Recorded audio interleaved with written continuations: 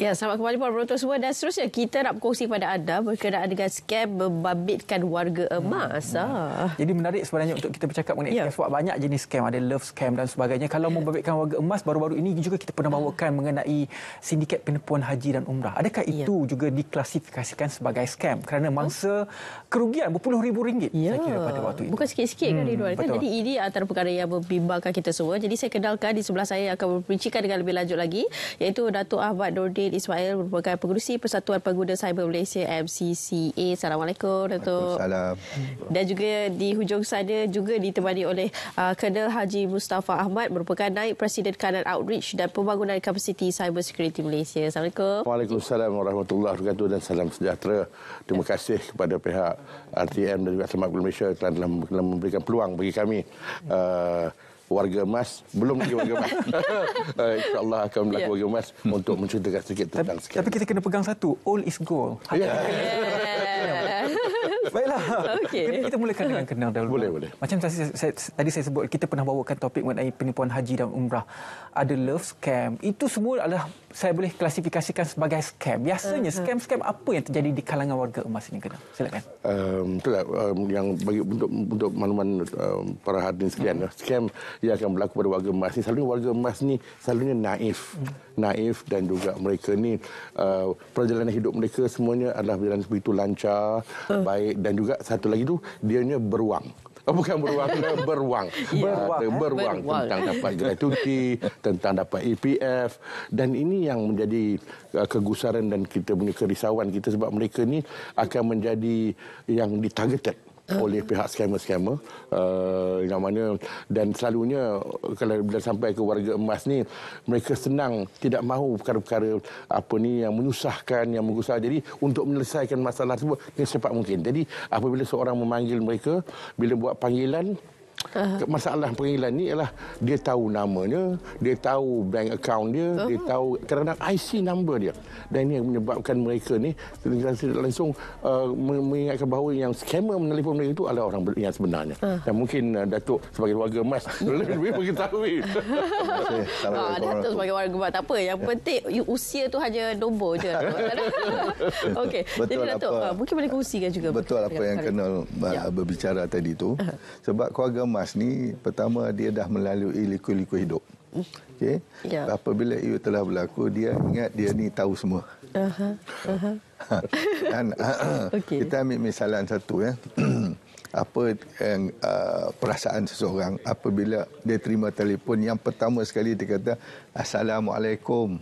Apa orang yang terima tu? Orang berumur 60 lebih macam saya. Mesti kita jawab Waalaikumsalam. Dari situ dah mula terdapat satu komunikasi yang baik. Kan? Jadi daripada situ dia akan mula dan dia akan tertarik. Itu warga emas. Kita akan tertarik dengan cara dia bercakap, linggah lenggok dia dan sebagainya. Sebab itu warga emas banyak tertipu apabila dia kena macam love scam. Love scam ini adalah satu panggilan yang mana orang itu ataupun scammer menggunakan ayat-ayat yang begitu berbunga sehingga dia tertarik. Kena pula kalau macam tadi saya memberi misalan apabila orang itu menggunakan kaedah keagamaan. Bila dia menggunakan kaedah keagamaan, orang warga emas ni akan terasa tersentuh di hati, kan? Dan dia akan mulalah berbicara mengikut rentak. Apabila dia mengikut rentak dan apabila scammer telah pun mendengar, saya dah dapat kepercayaan dia, dan dia akan cuba. Bila dia cuba kali yang seterusnya adalah dia akan cuba meminta kewangan, minta bantuan itu, bantuan ini. Kan? Jadi orang yang tertarik ni dia akan terus bagi, dia tak fikir dua kali dah. Ini adalah sumbangan dan sebagainya. Itu yang kena. Kan? Jadi macam love scam ni adalah yang sama, lebih kurang yang sama. Kan? Terutama sekali apabila warga emas ini adalah orang yang sunyi. Kan, bila dia dah sampai umur, anak bini semua, cucu, anak-anak semua dah keluar. Betul. Kan, dia tinggallah dua orang. Kan? Dan tinggal dengan orang rumah pula jenis tak kisahnya. Kan? Kita pun sama-sama duduk di rumah. Jadi apabila dia menerima satu panggilan yang begitu, kata, "Halo sayang, selamat pagi." Yang nak ambil berat dia. Dah ambil berat. Tu tersentuh hati tu kan. Sensitif tu. Sensitif kan. Jadi bila dia bercakap berterusan, dia lama-lama terikut kan. Itu percakapan yang pertama. Jadi dia akan terus menerus call lagi sehinggalah scammer tu tahu bahawa okey, ini aku nak cuba masa aku. Dan dia akan cuba meminta duit lah. Kan? Itu yang pertama sekali. Mungkin sikit. Ataupun kalau tidak dia minta terus, dia kata, abang, saya minat dengan abang. Kata, saya tunjuk minat saya ni, saya nak hantar barang lah ke abang sikit. Itu cara dia. Jadi orang yang warga emas ni bila terima satu barang, tak kira lah barang apa pun, dia tersentuh hati. Ada orang minat. Kena pula orang muda kan. Dia kata umur dia, orang muda suka saya. Kan? Itu biasalah kan. Biasa. Jadi itu kena. Lepas tu ada pula yang jenis Macau scam ni. Macau scam ni adalah panggilan scammer yang dia kata dia ni daripada polis lah, daripada jabatan-jabatan yang lain. Dia threaten you. Jadi orang warga emas ni yang tidak arif mengenai apakah scam itu ataupun cyber crime ini, dia akan takut. Scammer akan memberi satu impact ketakutan kepada dia. Jadi masa itu mereka tidak akan berfikir panjang. Dia tahu apa salah aku. Padahalnya dia pun tak buat apa pun, kata. Bila dia kata akaun encik ni dah diguna untuk amla, kata dia digunakan untuk buat apa-apa yang salah lah, dadah dan sebagainya. Padahal dia pun tak terlibat dengan apa pun. Ataupun orang tu kata, nama kamu ada saman, 10 saman di sekian tempat. Dia tak bawa kereta pun. Kereta pun tak ada, lesen pun tak ada. Tapi oleh sebab takut, dia terikut. Kan? Betul. Lepas tu ada pula yang jenis scam pelaburan ini. Macam tadi tuan tanya kan, sebab ni nak pergi haji apa semua kan. Pelaburan tu kira pelaburan lah. Kan? Jadi nak keran dari segi yang kami dapat statistik umur 60 tahun ke atas telah meningkat. Tahun 2018 didapati umur 60 tahun ke atas 876. Tahun 2019 991. Tahun 2020 yang paling tinggi 1233 kes yang telah dilaporkan kepada PDRM mengenai scam melibatkan warga emas. Tetapi tahun 2021 turun sikit, tahun 2022 naik lagi. Jadi ini kita risau ni bahawa dengan adanya scam kepada warga emas ni, because apa yang berlaku ialah kepada mereka ni dah ada umur dah tua dan masa ni lah nak beribadat, kesian pada mereka ni yang menyebabkan mereka akan gusar. Dan ni kita nak pesan pada anak-anak, tengok mak bapak dia di kampung, tengok atuk-atuk nenek dan pesan mereka. Dulu-dulu saya ingat lagi opah isteri saya, dia kampung cara mereka nak scam ialah melalui pukau. Dulu kalau dia tahu dia dah targeted. Kalau macam di kawasan kampung kami, kalau di Perak tu, dia jalan kerajaan mengambil jalan ni dan dapat banyak duit lah orang kampung-kampung tu. Jadi ramai yang akan datang untuk buat scam kepada warga-warga emas ni, bawa ke bank dan semua sekali. Tapi sekarang ni adalah cara begini pula, dengan orang kata menggunakan psikologi, menggunakannya Datuk cakap. Jadi ingatlah pada anak-anak sekalian, telefon lah mak apa kat kampung tu, tanya terutamanya bila dapat orang kata durian runtuh ke mana-mana ke, tengoklah sikit. Betul. Bukan tu berumur. Betul setuju. Tadi kan kena ada sebut kes-kes yang telah pun dilaporkan. Jadi apabila dilaporkan, mesti akan ada investigation ataupun siasatan terhadap kes tersebut. Kan nombor telefon itu boleh di-trace ataupun di-detect, dan juga scammer itu boleh di-detect ataupun tidak, kenal dalam kes yang telah pun dilaporkan ini. Itu apa yang kami dapat dari segi mereka ni licik, kadang mereka menggunakan VoIP, bermakna memang adalah susah untuk di scan. Dan ini satu lagi perkara yang saya nak inilah, scammer ni menggunakan keldai account.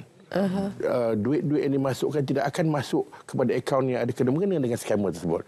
Dia akan masuk ke keldai akaun, dan keldai akaun inilah kalau mereka ni boleh didakwa. Jadi kebanyakan yang saya dapati dalam kita punya kajian-kajian dilakukan banyak melibatkan pelajar-pelajar. menyewakan akaun mereka kepada scammer-scammer. Jadi di sinilah ini saya nak pesan kepada pelajar-pelajar, kalau kata saya tak tahu bahawa dengan menyewakan akaun ni adalah satu kesalahan, ini adalah bukan satu kesalahan besar dan boleh didakwa.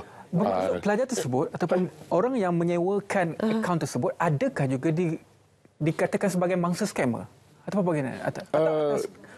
Kehendak mereka? Kadang-kadang atas kehendak mereka. Tapi kadang-kadang mereka tidak tahu bahawa dengan menyewakan akaun mereka tersebut, itu adalah bukan satu kesalahan. Mengikut Apta ni, penal code. Jadi di sini dah dikatakan bahawa kalau nak pesan, jangan sewa akaun anda. Dengan orang dengan mempergunakan. Dan ada dapati bahawa penyewaan akan melibatkan lebih kurang RM500, RM600 sebulan. Dan ini apa orang kata satu perkara yang serius yang saya nak maklumkan kepada semua, dan juga bukan sahaja kepada pelajar-pelajar tetapi kepada yang orang-orang lain, terutamanya yang orang kata yang tidak mempunyai banyak pendapatan. Ingat bahawa ini pendapatan yang mudah, tapi ini adalah bukan satu kesalahan bagi mereka. Macam it's too good to be true kan, macam yalah dengan duit yang banyak hanya dengan memberi sewaan kad akaun saja. Jadi mungkin Datuk, kita perlu memberi pendedahan daripada peringkat bawah lagi lah. Maksudnya daripada peringkat pelajar ini supaya jangan sewakan bank akaun, kerana ia boleh menjadi punca juga kepada scam kepada warga emas yang menjadi mangsa kan sebenarnya kan. Apa yang Colonel beritahu tadi, mule account holder lah. Okey. Ada satu aplikasi dinamakan Semak Mule. Okey, yang diwujudkan oleh Jabatan Siasatan Jenayah Komersial. Okey, dalam aplikasi ni ada semua akaun-akaun yang telah pun dilaporkan. Okey. Dan didapati bahawa akaun-akaun ini pernah digunakan berkali-kali. Jadi sekiranya sesiapa juga yang menerima akaun nombor, sebelumlah nak ambil apa-apa tindakan, buka Semak Mule, cek dulu. Kemungkinan besar akaun itu pernah digunakan untuk kes-kes kan. Yang keduanya, MCCA pernah menawarkan dan meminta kerajaan bahawa kita nak kontrol mereka untuk menyewakan akaun ini amat sukar. Sebab mereka ni kanak-kanak dan orang nak bagi 200, kan? Mudah. Betul. Jadi kita kata bahawa kalau kerajaan boleh wujudkan satu undang-undang untuk menjadikan akaun ini sebagai satu jenayah.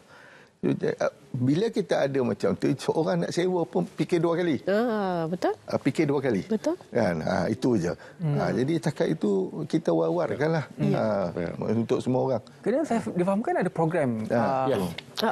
Inilah salah satu mengapa kita berada pada hari ini.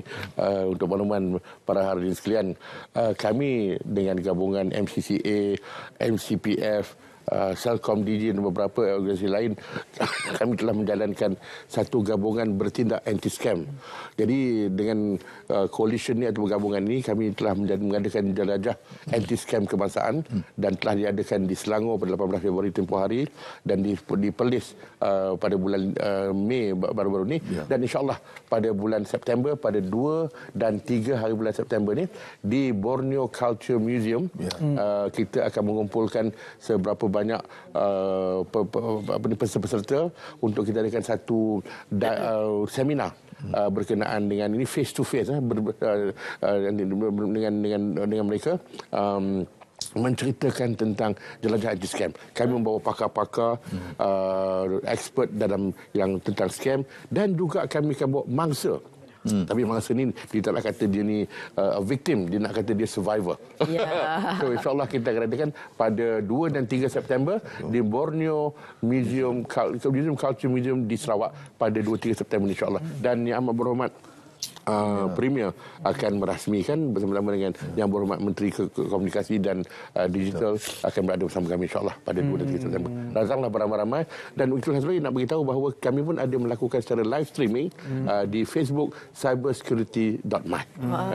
Jadi yang tak dapat hadir tu dapat tonton secara online lah. Betul. Dan juga lokasi-lokasi tertentu. Yes. Dan selepas ni insyaAllah selepas Sarawak insyaAllah kita akan buat di Kelantan pada hujung bulan September, diikuti dengan Sabah, dan akhir sekali kita akan buat di Johor, dan insyaAllah pada bulan November akan dibuatkan satu seminar besar-besaran bersama penjawat awam. Untuk maklumat, Pejabat-pejabat baru adalah antara top 5 yang telah kehilangan, telah masuk jadi scam pada waktu ini. Wow, itu antara berbimbangkan. Ya. Datuk, sedikit kata-kata akhir daripada Datuk. Ya. Memberi nasihat kepada penonton hari ini. Terutama kepada warga MAS. Jangan kita selalu takut. Apa-apa you terima mengatakan orang tu daripada mana-mana agensi yang jumpa menakut-nakutkan, kita ada kuasa sendiri untuk periksa sama ada betul atau tidak. Kalau dia kata daripada balai, pergilah balai yang terdekat. Kalau dia kata daripada agensi ni, call agensi tu, tanya. Tak payah terikut. Jadi bila kita boleh buat itu, kita insyaAllah boleh dapat elak daripada menjadi mangsa. Betul. Ataupun terikut-ikut serentak scammer. Ya, saya lah. Itu dia. Jadi kita pun perlu licik kan dalam membuat keputusan kan. Jangan terus-terus tengok ini menarik ni terus ikut je kan sebagainya kan. Jadi itu dia antara pesanan yang perlu untuk kita semua ambil tahu supaya kita dapat kongsikan kepada ibu dan ayah kita di kampung, dan juga kita pun takut juga jadi mangsa kan. Jadi perlu sentiasa berhati-hati. Baiklah. Terima kasih banyak-banyak kepada Datuk Ahmad Nordin Ismail, Pengerusi Persatuan Pengguna Cyber Malaysia MCCA, dan juga Colonel Haji Mustafa Ahmad, Naib Presiden Kanan Outreach dan Pembangunan Kapasiti Cyber Security Malaysia. Terima kasih. Terima kasih banyak. Tetamu kita pada hari ini. Dan sekarang kita